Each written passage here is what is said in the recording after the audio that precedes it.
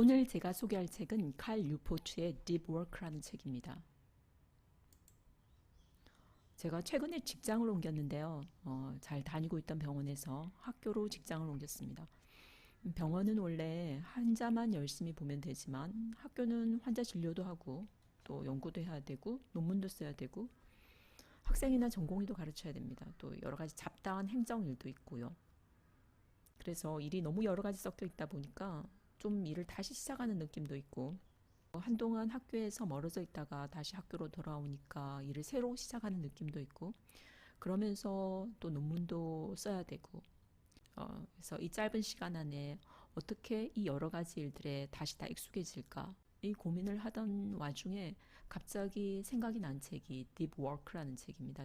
Deep Work는 미국의 컴퓨터 공학과의 교수인 칼 뉴포트가 조교수로 있을 때 학생도 가르치고 연구도 하고 또 논문도 쓴 이런 경험을 살려서 즉 산만한 세상에서 적으로 자기가 원하는 바를 이루는 규칙이라는 부제가 붙어 있습니다. 이 책에서 말하는 딥워크라는 거는 인지 능력을 한계까지 밀어붙여서 완전히 집중한 상태에서 수행하는 직업적인 활동을 말합니다. 물론 이제 이런 집중과 관련된 책은 디버크 이외에도 유명한 고전인 칙센트미어의 플로우, 즉 몰입이라는 책도 있긴 합니다. 그런데 제가 지금 필요한 것은 이제 몰입이 왜 중요한가, 몰입의 가치를 알기 위한 그런 내용보다는 실제로 발등이 불에 떨어진 상황이었기 때문에 당장 이 몰입과 관련된 내용 또는 이제 집중과 관련된 내용을 어떻게 내 생활에 이용해서 빨리 짧은 시간 안에 여러 가지 프로덕트를 낼 수 있는가에 관한 조금 실용서가 필요한 상황이었습니다. 그래서 디버크를 다시 꺼내 들어서 읽어보게 되었습니다. 이 책은 크게 두 부분으로 나누죠. 첫 번째 목차는 현대사회에서 왜 디버크를 해야 되는가에 대한 디버크의 중요성을 논의를 한 부분이고요.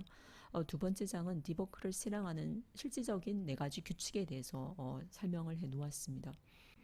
물론 집중을 하면 좋은 건 알죠. 몰입을 하면 좋은 건 알고 있습니다. 하지만 실제로 어떻게 몰입하고 어떻게 집중하는지에 대한 이런 습관을 개발하는 방법을 시를 보여주는 이런 내용이 있고요. 그리고 이런 디버크를 개발하기 위한 시간을 확보하기 위해서 실질적으로는 디버크와 반대되는 여러 가지 작업들, 피상적인 작업, 즉 superficial work, 딴짓을 하면서도 할 수 있는 일들을 가능한 한 줄여야 우리가 디버크를 할 수 있는 시간을 확보할 수가 있습니다. 디버크를 실제로 일상에 접목하는 방식으로 이제 네 가지를 소개를 했는데요. 수도승 방식, 이원적 방식, 운율적 방식, 기자 방식이라는 게 있고 실제로 제가 제 직장에서 이용할 수 있는 경우는 이원적 방식과 운율적 방식 이 두 가지만 이용할 수 있는 것 같습니다. 실수도승 방식은 완전히 세상과 단절돼서 어느 한 생각에 이제 굉장히 몰두를 하는 거죠.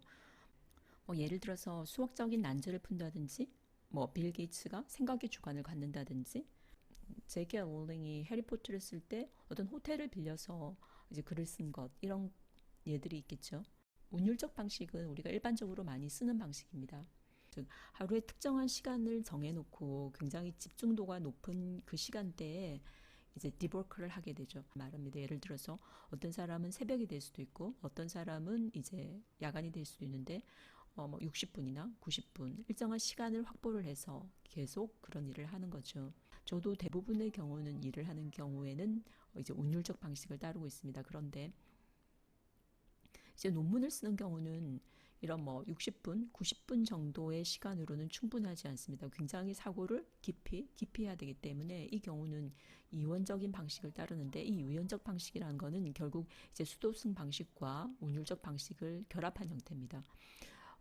즉 말해서 어떤 경우는 수도승 방식을 따르고 어떤 경우는 운율적 방식을 따르는데 그 이원적 방식에서 굉장히 디버크를 하는 기간은 적어도 하루 이상이 되어야 된다고 하는데요. 저 같은 경우에도 실제로 이렇게 논문을 쓸 때는 사고의 깊이에 깊이를 쌓아야 되기 때문에 이제 반나절 이 정도로는 충분하지 않고 하루 이상 휴가를 연결하면 금, 토, 일 이런 식으로 꽤 긴 시간이 필요한 것 같습니다.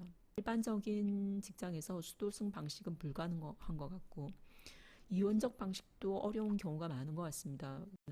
왜냐하면 주말에는 또 이제 가족과 함께 보내야 되니까 한 주제에 온전한 집중도를 가하는 오직 그것만 생각하는 사고를 요하는 그런 직장이 쉽지는 않을 것 같습니다. 일반적으로는.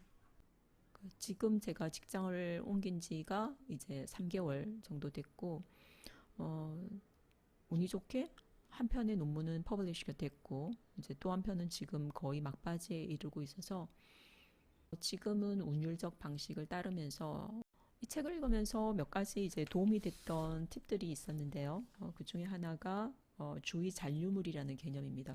이 주의 잔류물이라는 개념은 우리가 여러 개의 과제를 할 때 A에서 B 과제를 넘어갈 때 과제 전환에서는 소모되는 에너지가 있다는 겁니다. 그래서 A에서 B로 넘어갈 때 B로 온전하게 집중도가 넘어오는 것이 아니고 그 주의력이 A 과제에 조금 남아있고 B를 계속 하고 있는 거죠. 그러면 온전히 B라는 일을 집중하기 위해서는 그 주의력이 완전히 넘어와야 되는데 주의력이 A에 걸쳐져 있기 때문에 A에서 B로 넘어가기 위해서는 우리가 에너지가 소모가 된다는 게 이제 주의 잔류물의 개념입니다. 과제를 자주 전환을 하면 에너지가 많이 소비가 되겠죠. 정신적인 에너지가 많이 필요한 어떤 일을 할 때는 가능하면 과제를 바꾸지 않는 것을 권하도록 되어 있습니다. 그래서 이 책에서는 애덤 그랜트 같은 교수도 학생들을 가르치는 주간은 학생들을 가르치고 연구하는 주간은 연구에만 몰두하고 이런 식으로 이제 과제가 겹치지 않게 해서 이제 많은 성과를 내는 예를 들고 있습니다. 디버크를 하기 위해서는 결국 생각의 구조화라는 게 필요한데요. 우리가 디버크를 하는 중에서 맞닥뜨린 가장 큰 문제 중에 하나가 잡념과 되새김입니다. 그래서 저 같은 경우도 이제 잡념도 문제긴 한데 이제 되새김이 문제라서 이제 생각했던 그거를 또 똑같이 생각하는 거죠. 어제 생각했던 거를, 그제 생각했던 거를, 일주일 전에 생각했던 거를. 그래서 사고의 깊이가 잘 내려가지 않는 겁니다. 그래서 뭐 이런 말이 있죠. 우리 사람들은 대부분 어제 생각한 것의 90%를 오늘도 생각하고 있다. 그래서 변화가 없는 것이다. 그 생각을 되새김하기만 하고 발전시키지 않는다는 게 결국은 문제인데 이 되새김 과정을 극복하고 어떻게 하면 방법을 구체화하고 어떻게 하면 대안을 제안하고 어떻게 하면 해결책을 도출할 것인가. 생각의 깊이를 만든다는 것이 쉽지 않은 것 같습니다. 계속 동일한 문제를 생각만 하면 깊이가 쌓일 것 같지만 그 동일한 문제를 다각적으로 검토하지 않으면 결국 이 생각의 깊이가 쌓이지 않고 동일한 생각만 계속하는 결국은 되새김만 이루는 그런 형태가 되죠. 이 되새김 과정만 되밟고 있는 사고의 흐름으로 흐를 수 있기 때문에 어떻게 하면 자신이 맞닥뜨리고 있는 문제에 대해서 생각을 좀 더 구조화할 것인가 라는 부분에 대해서는 각자가 좀 더 깊이 고민을 해봐야 될 것 같습니다. 이 책에서는 디버크와 관련돼서 여러 업적을 남긴 대가들로 리처드 파이먼이라든지 애덤 그랜트라든지 칼 융을 소개를 했었는데요.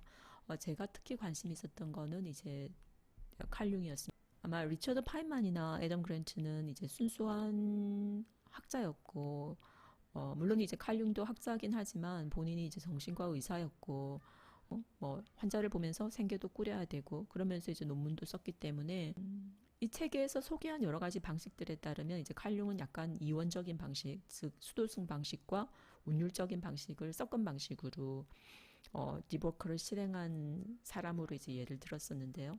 이제 실제로 내가 한번 좀 더 내 생활에 응용할 수 있는 사람인 것 같다라는 생각이 들었습니다. 이 책에서는 굉장히 다양한 사람들을 소개를 해 놓고 있습니다. 교수뿐만 아니라 뭐 소설가도 있고 기사도 있고 뭐 음악가도 있고 그래서 굉장히 다양한 직업에서 자신이 원하는 성과를 달성한 사람들의 예를 많이 들었는데요. 그런 예를 잘 읽어보면서 어떻게 본인의 삶에서 좀 응용할 수 있는지를 고민해 보는 시간들을 가지는 것도 좋을 것 같습니다.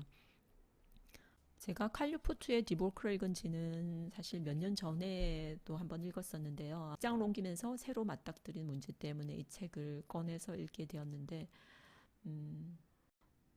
여러분들 중에서도 실제로 내가 디버크 또는 이제 집중, 몰입과 관련된 여러 가지 실질적인 툴을 당장 빨리 개발하고 싶다라는 생각이 드시는 분이라면 이 책을 한번 읽어보시는 거를 권합니다.